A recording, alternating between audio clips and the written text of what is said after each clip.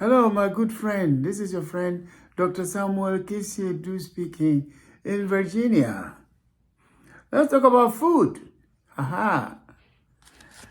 I'm the president of Fruitful Ministries International Incorporated, an evangelistic and teaching Christian ministry. We work with churches. We enrich the churches with our teaching. We work with organizations and communities, institutions, all kinds of schools in our communities and places. So work with us. Work with us. We work with a lot of ministers and church leaders. Okay, the numbers we'll give at the end of this presentation, you can call. Let's talk about food, good food. Over here in Deuteronomy in chapter 6, God said something about food in verse 11 and 12 of Deuteronomy chapter 6. He said, I'm bringing you into the land of Canaan, a land full of good things, full of all good things, which you did not feel. Here God, by his grace, is giving you all this. But then he said, when you have eaten and are full, Deuteronomy 6:11, when you are eating and are full, God wants us to eat and be full. He's happy when we eat well, with wisdom, okay? Then beware. When you are eating, you are full, then beware, because God knows how we are. When we are full and filled with good things and you're eating some sumptuous meal, and then you can talk all kinds of things, and then you forget it was all by grace. You begin to feel big, and it gets into your head, and you go, ooh. You see, then beware, lest you forget the Lord who brought you out of the land of Egypt from the house of bondage. Remember where you came from. Remember, some of us, you remember the trials you went through. And instead of putting food there, remember the blessings you are receiving now and good things happening to you now. Remember what God has taken you through. Beware lest you forget the Lord who brought you out of the land of Egypt. Food, when you eat your food, we need food as a source of energy. St. John chapter 4, verse 34, 4:34, St. John, Jesus said, my food is to do the will of God who sent me and to finish his work. You see, my food, what delights you, you use your resources, money for, use your money for, and the source of energy, plus other kind of nutrients, strengthening, growth, and repair.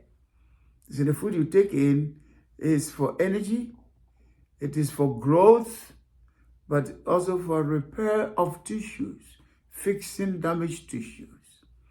And it provides other things. Remember, when you urinate, some of the water is not only water you drank, from your food as well. From your food as well. Okay? Now, when we say food in biology, and when I ask students, I'm a biology professor, okay?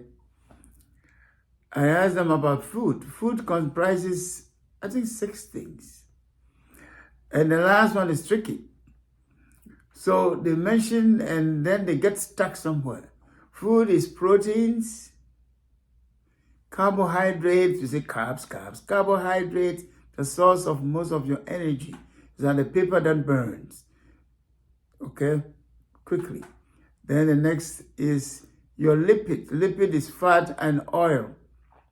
One major difference between fat and oil, fat is solid, oil is liquid. And I said, no. Teaching them how to answer questions completely in counseling, in your parenting, in advice. Don't be leaving some things out. It can be a problem in discipleship, your counseling, your teaching, your parenting, and even as a teacher in class. That is not enough.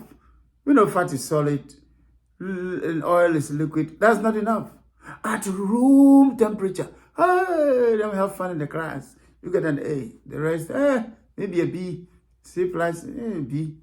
You see? Because when you heat both, they become liquid. You see? One of the things I do my best, as students like my class, how to answer questions thoroughly. And sometimes with examples, okay? So we have proteins, carbohydrates, the lipids, fats and oils. And then what do you have? Vitamins, right?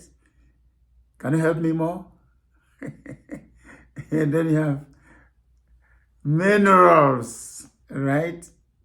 Do you remember anymore? Try the best you can. They mention and they go on and on and on, but there's one to forget. Try to see if you can remember. And that one is hard because we don't believe or know that it is an important component of what we call food. See, when you have all your proteins and you have all your carbohydrates and you have your lipids and you have your vitamins and then you have your minerals, then you have water. You see, water is a very important part of food. So water, okay, is part of food. Now let's stick to our subject here. That's nice tips, right? Good food is enjoyed by everybody. But in a marriage, men tend to enjoy food from the fingers of a woman, and that promotes love. See, we are not saying men shouldn't cook. No. But a man enjoys food that is cooked from the fingers of a woman in a special way. Women should understand that. We are not saying that. They should be in the kitchen and places all the time as if we employed them to cook for us. It should be a joy to be the feeder. That's why God gives you the breast for feeding. You see, it's a special privilege to be the domestic nourisher. In fact, the roles of women, one of them is the family nourisher. Apart from the physical food, the woman is a nice, gentle person with certain feminine qualities that helps to put people together. That is why when you marry and the woman is hey, you see, and is not bringing peace. Some women will come and break the home and give problems to the man regarding the families. Then there is a problem. So women understand. You see, that is why when you have not married the person, please don't go and be cooking as if you're a wife. You see. And some of the men will want you to do that. Traditionally, they want to wash my things. You see. The young people have added all kinds of things. They go lie on the man's bed watching television. When you're just dating, courting, that's dangerous. You know that. Okay, let God bless your union very well. Do the best you can. Okay? And the point we are making here is food from your wife is a huge factor building intimacy between the husband and wife. Look, I'm telling you, and the men, am I lying? Help me testify. When a woman cooks a food a man likes, and a man eats that food, it brings love and satisfaction. So you can pass into a man's stomach and to the heart. You see, I was at some men's day. Yeah, it was men's day. They invited me to give a talk in a church in New Jersey. I remember. And the men were giving testimonies about their wives. You see, about their wives. It's not Men's Day, Father's Day. Father's Day. And all the testimonies were about food. How my wife cooked and he added this and he added that. And the man that's person, he did, oh. I said, oh, the food. Anyway, it is one of the romantic magnets that can easily make a man fall in love with a woman or vice versa. When you also eat food the woman has spent time to cook and you eat all of it, you enjoy licking your fingers, it makes the woman happy. You see, one of the worst things you can do to your wife is when she cooks and you don't eat, you go and buy some junk food from outside. You see, and when it's very bad, sinful, that's sinful. Make some woman cook for you. Some of you dare to bring it home. They go and eat there and then they wrap some and put in the fridge. What kind of life is this? You see, you're going to give an account to God. So let's be careful and let's do what is right. You see, so it's romantic magnet. You see, so young girls, if you don't know how to cook, learn how to do it. Mothers, teach them. And fathers too, okay? Ensure that your daughter knows how to cook. A man loves tasty, nutritious, good food cooked by a woman, especially his wife. Women must understand that every man is stimulated to love a woman who takes time to cook herself and dish out a savory meal for the man. You see, some people have fallen in love with some other people because they cooked for them and it ended up in marriage. They didn't intend to originally, but whoa. And some of the women have done that too. Try to win the man and grab her by cooking and sending it. The man eats and you see. So that also happens. That doesn't mean men should not learn to cook. Yes, they should cook. But it is a shame for a man to constantly eat food prepared by housemaids. Grandmothers are always there. In-laws, cousins, and nieces, while the wife parades herself around places. These tongue-speaking, devil-chasing women already on television, conferences, and places. They become busy with all kinds of activities and not their homes. And they deceitfully satisfy themselves with unacceptable excuses for neglecting to play their domestic roles in their own home.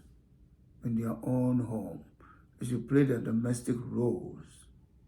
No matter the help you receive at home as a woman in your kitchen, your husband expects you to supervise the meals. See, at least knows what goes on. We know that you can have very nice house help, housemates. You pay them to do it. So you leave all into their hands. You go to work. You come home.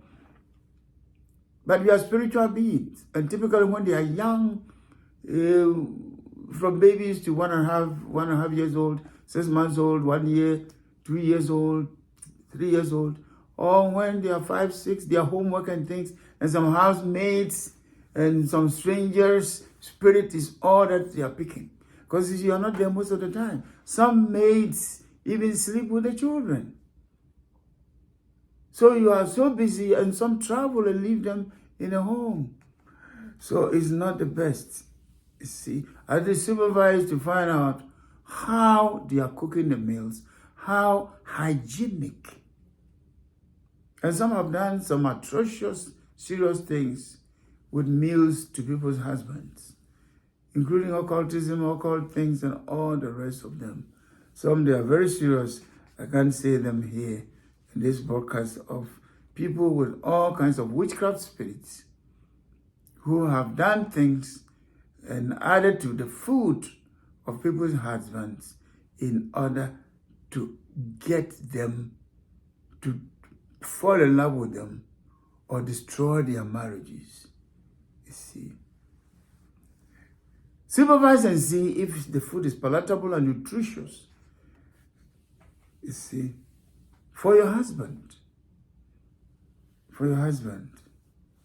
Because when you do that, and at least once or twice a week, no matter how busy you are, and there are people you have employed or available, if you're a pastor, the church people come, there are sometimes even the witches too, they come there. They come to cook for you, if you don't know, you see. And because Madam Pastor's wife is busy going up and down, you know. And all kinds of women come there, and they come and see all kinds of things, go and gossip. If something happens one day, then you hear them say all kinds of things. They come inspecting and looking around. Some don't come with good motives. And some will come and tempt your husband. You know that, right? Some will come.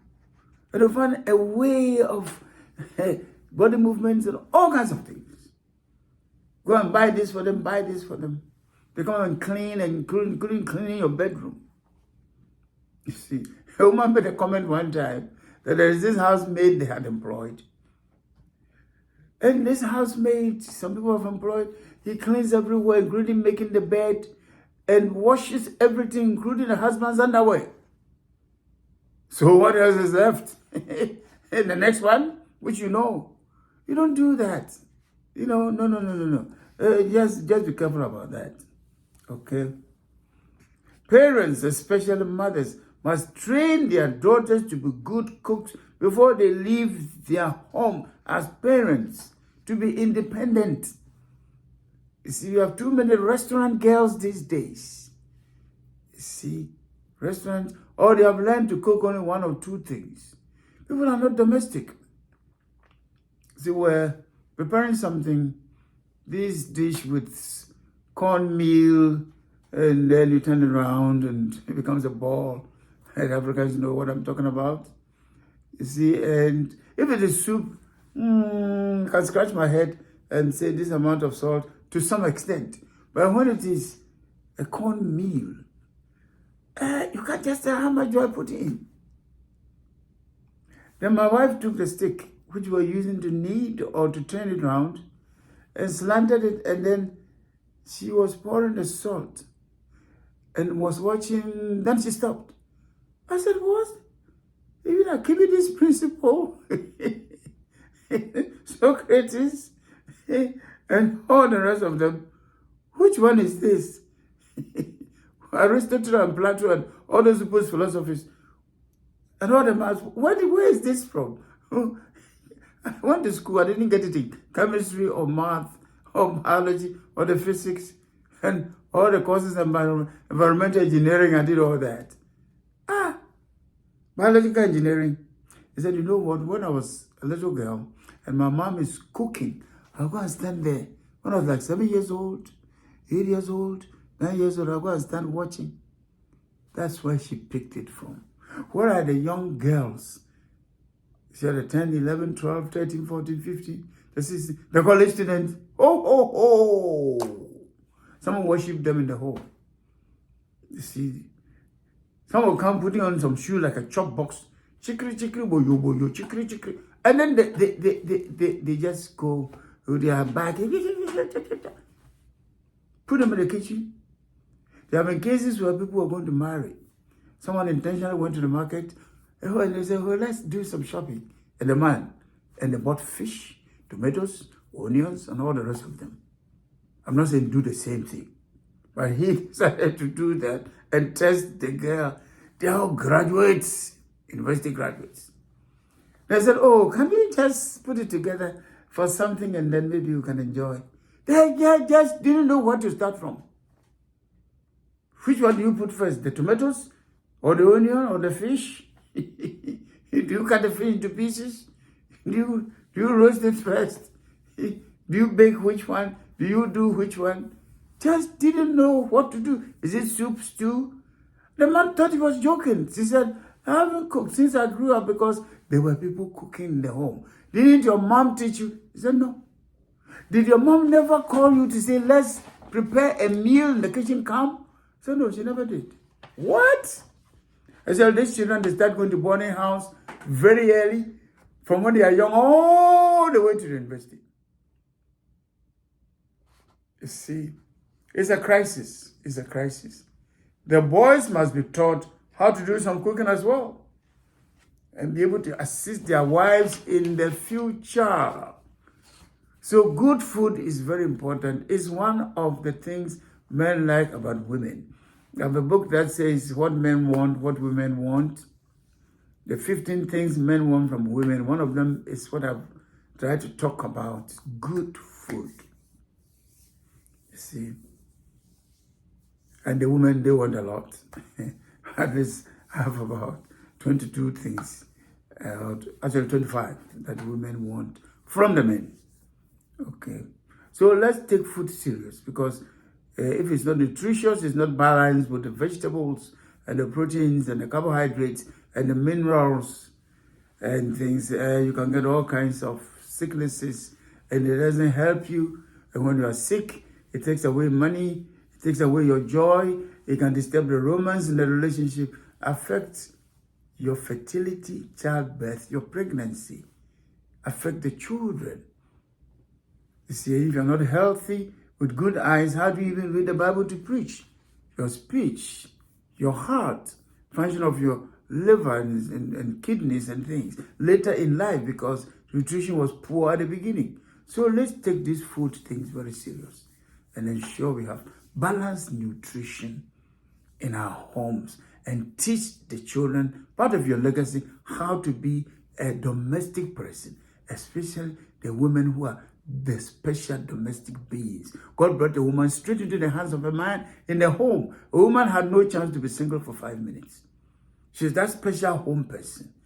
And who is a woman who is not being domestic, managing home, the man directing. That woman is not a very good woman, responsible woman.